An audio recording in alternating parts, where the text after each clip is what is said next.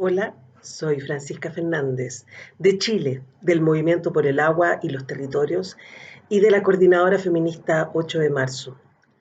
Es así que en Chile, desde octubre del 2019, se generó lo que nosotras y nosotros llamamos un estallido, una revuelta con características absolutamente populares, una revuelta con características territoriales. ¿Qué quisiéramos hablar de esta revuelta?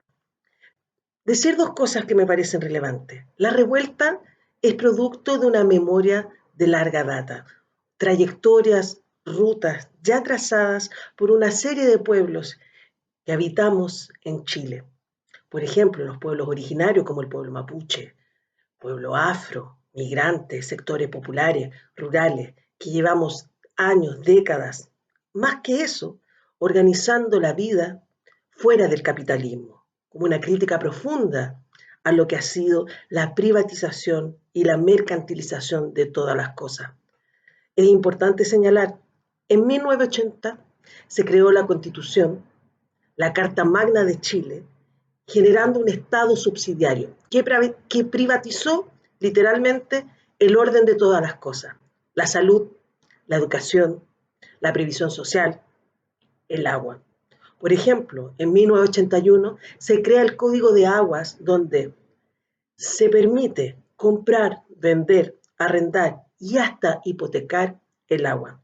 Por ello, nuestra lucha en el marco de la revuelta es profundamente desprivatizadora, es profundamente una crítica al modelo neoliberal que en Chile se instaló a sangre y fuego durante la dictadura cívico-militar y que los distintos gobiernos post-dictadura han seguido profundizando este modelo.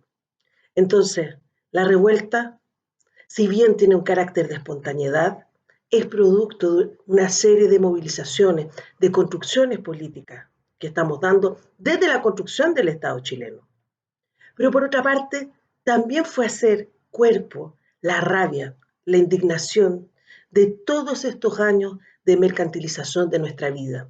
Es por eso que los principales emblemas fueron, no son 30 pesos, son 30 años, que remite a las movilizaciones que generaron las y los estudiantes secundarios por la subida del precio del metro en 30 pesos, pero diciendo, ojo, acá la crítica no es solamente los 30 pesos, sino a los 30 años de sucesivos malos gobiernos. Pero después, es más, empezamos a generar una memoria más larga. No son 30 años, sino son por lo menos 46 años, remitiendo al golpe de Estado de 1973. Pero después el pueblo mapuche nos dice, no son 30 años, son 500 años, rememorando la instalación de un Estado colonial desde el gesto invasor hacia Abya Yala, el continente americano. Entonces podemos ver cómo se van fraguando, entretejiendo distintas memorias de resistencia, memorias de lucha, pero también memorias de construcción de otros venires, la construcción de horizontes utópicos. Entonces, ¿qué fue generando esta revuelta? Lo primero que hicimos fue ocupar las calles, las plazas, pero también el campo. No es solo una revuelta en un contexto urbano, sino también en zonas rurales. En zonas rurales, por ejemplo, se rompieron bocas de toma de agua, que justamente son el inicio de donde se capturan las aguas.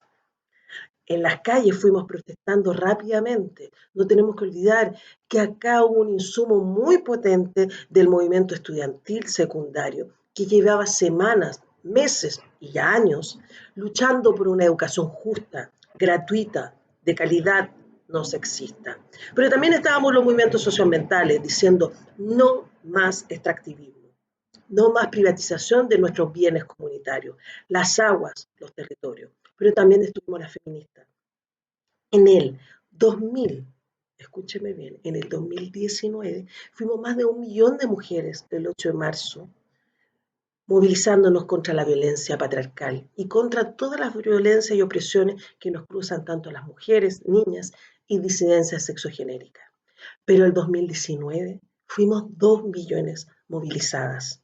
Son ese tipo de movilizaciones en la lucha ancestral y actual del pueblo mapuche, las y los estudiantes secundarios, lo que fuimos generando, un germen, un semillero de movilizaciones, las luchas socioambientales, la lucha por la vivienda digna, la lucha por el reconocimiento de la salud como bien comunitario también, desprivatizado. Son esa la serie de aristas que justamente germinan en un proceso que es una revuelta, que vino a instalarse. ¿Qué fue lo otro que fue sucediendo? La desmonumentalización. Inmediatamente vimos la necesidad de instalar nuestros íconos, nuestras memorias de resistencia, pero también a través de la iconografía, pintando las calles, las paredes, haciendo montaje fotográfico, pero también rompiendo, sacando los monumentos patrios, la mayoría, que van rememorando esta construcción de una memoria oficial, estatal, patriarcal, colonial y capitalista. Queríamos no solo destruir esos monumentos, sino resignificar nuestra memoria instalando nuestros propios hitos. Es así que en La Serena, una ciudad que está en el norte chico de Chile, además de haber derrumbado la figura de un sujeto colonial, se reinstaló una figura de una mujer que había sido cacica del territorio, la cacica Millanca. Hemos visto que los principales íconos derrumbados son Pedro de Valdivia, todos los personajes vinculados al gesto colonial, pero además hombres. Entonces la desmonumentalización también la vemos como una justicia restaurativa de nuestras propias memorias. Hay un acto de sanación.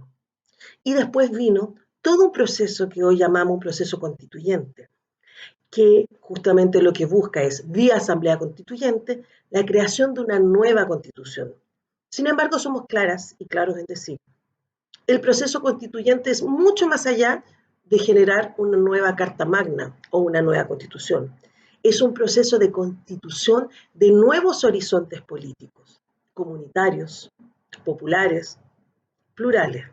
Es por eso que decimos, primero, necesitamos un proceso destituyente, destituir el orden impuesto. ¿Qué mejor que el proceso de desmonumentalización? ¿Qué mejor que protestar en las calles, que estar en la Plaza de la Dignidad?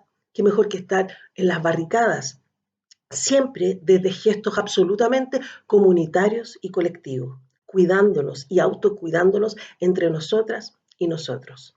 Entonces, vivimos todavía el proceso de destitución del neoliberalismo y del orden de las cosas, para luego generar un proceso constituyente de nuevos horizontes políticos, pero que van más allá de lo estatal.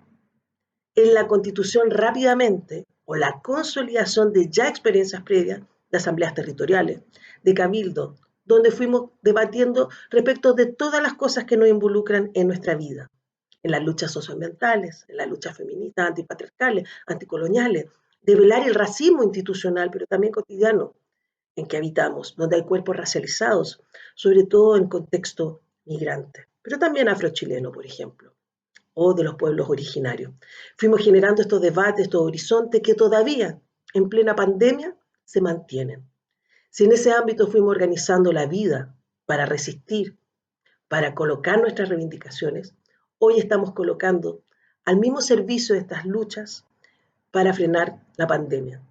Los pueblos cuidan a los pueblos ha sido hoy el lema para enfrentar esta crisis social, sanitaria y ecológica mundial. Entonces, en este proceso constituyente estamos reflexionando sobre el horizonte político plural que queremos construir. Es así que otro de los ejes importantes ha sido la idea de plurinacionalidad. No una plurinacionalidad exclusivamente estatal, sino reconocer que en Chile convergen distintas comunidades políticas, territorios, pueblos, como lo decía anteriormente, originarios, afro, migrantes, sectores populares, sectores campesinos, fuertemente movilizados durante décadas y centenares de años. Por otra parte, decimos que la lucha antipatriarcal no basta la paridad del 50% al 50%, sino que estamos hablando de una lucha por la visibilización de la opresión histórica que hemos vivido las mujeres, las disidencias, y cómo queremos transformar esa estructura, esa violencia, esa precariedad, estructural que se ha instalado desde los estados y que se ha seguido perpetuando desde la serie de gobiernos. Entonces estamos en un proceso constituyente. Complejo, sin duda, porque luego tuvimos en noviembre un acuerdo entre cuatro paredes, desde los distintos partidos políticos, ojo, desde la derecha hasta sectores de la izquierda, que hicieron un acuerdo de paz, generando una serie de firmas donde el acuerdo era una votación por aprobar una nueva constitución, sin embargo, con dos alternativas, convención mixta y convención constitucional. En ninguna parte se habla de asamblea constituyente. Es por eso que movimientos como donde yo participo, Movimiento por el Agua y los Territorios, la Coordinadora Feminista 8 de marzo, seguimos presionando por una asamblea constituyente, plurinacional, feminista, socioambiental y sin duda de carácter soberano. La soberanía construida desde los pueblos. En este entretejido seguimos en el marco de la pandemia, seguimos organizándonos ya desde los mismos referentes que llevamos años organizándonos, pero tomando más fuerza la lucha contra el hambre, la lucha contra la privatización del agua, la lucha contra la privatización de la salud y contra la violencia.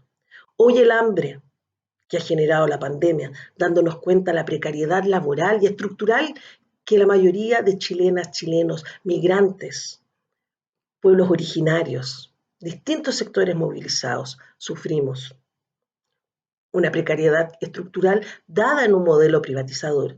Ha hecho que hoy tengamos que organizarnos desde ya, experiencias que vienen de la dictadura cívico-militar o ya al principio del siglo XX, ollas comunes, comedores populares, para organizar nuestra soberanía alimentaria, reivindicando también la agroecología, el cuidado de las semillas, pero también la lucha contra los tratados de libre comercio, que todavía quieren instalarse en Chile para profundizar la privatización y la mercantilización de todo el orden de todas nuestras cosas. Es por eso que también hemos ido generando redes de abastecimiento, comprando juntas, entendiendo que tenemos que comprar juntas como una forma de debatirle el espacio al capitalismo, romper estas cadenas extensivas e intensivas capitalistas. Y así nos fuimos organizando la vida. Hoy también entendemos que un elemento fundamental son las políticas o la ética del cuidado, reconocer el cuidado de la vida como una parte fundamental de la gestión política de los pueblos, en que las mujeres, por ejemplo, hemos sido protagónicas en el cuidado de las casas, de la niñez, de abuelos, abuelas, de personas con distintas dificultades, pero también una política plurinacional de los cuidados donde las huertas y la naturaleza también es parte de nuestra política de los cuidados. Y finalmente, ¿en qué estamos también construyendo y debatiendo? Es justamente la necesidad de una soberanía sanitaria, en que haya un reconocimiento de la importancia de la salud comunitaria, de la desprivatización de la salud, pero ampliando los horizontes de la salud, entendiendo que también la salud es la salud de los pueblos, de las comunidades, de las personas, salud mental, salud espiritual, salud de los territorios. No puede ser que en plena pandemia se ha quintuplicado el ingreso de proyectos extractivistas para tener una evaluación ambiental. Nos parece horroroso. O sea, el extractivismo no está en cuarentena, sino además se ha intensificado. Y finalmente, la violencia patriarcal. Esa violencia que ha hecho que muchas mujeres que hoy están en sus casas, porque es justamente la forma de autocuidarnos, estén conviviendo con sus agresores. Pero a la vez, una violencia que se reproduce en las calles. Vemos la intensificación de la militarización en Gualmapu, en territorio mapuche. Vemos que en América Latina y en países como Chile, el confinamiento se ha vuelto sinónimo de la supresión de los derechos humanos. Es por eso que aquí estamos organizando la vida, organizándonos contra la precariedad y la violencia estructural, organizando para lo que se nos viene, un estallido 2.0. Pero ojo, todavía seguimos resistiendo desde estas memorias ancestrales, memorias de larga data, memorias actuales. Hoy la forma de enfrentar la pandemia ha sido los mismos marcos de significación y reivindicación de las políticas de la revuelta. Es así que las brigadas de salud, que nos cuidaban en las calles, en las protestas, hoy están cuidando las ollas comunes, sanitizando los territorios. Hoy las feministas que nos hemos volcado contra los feminicidios y la violencia patriarcal, hemos generado una red de autocuidado y cuidado entre mujeres y disidencia. Es así que seguimos sosteniendo la vida a pesar de las ganancias y de los privilegios de los poderosos. Así que les mando un fraternal saludo desde este territorio llamado Chile. Es así que les digo, arriba las y los que luchan. Gracias.